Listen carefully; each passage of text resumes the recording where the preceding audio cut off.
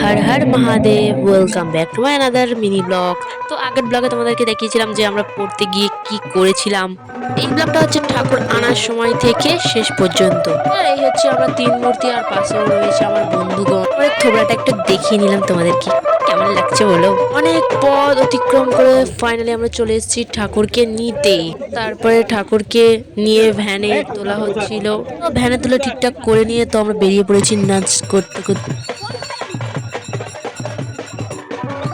আর কিছু হোক বা না হোক, এনজয়টা একদম ফুললি হয়েছে। যেহেতু আমরা কল্যাণ স্যারের কাছে পড়ি, তো সেহেতু আমাদের মা সরস্বতী মাতাকে আনার সময় মজা করবো না, এটা কখনো হয়?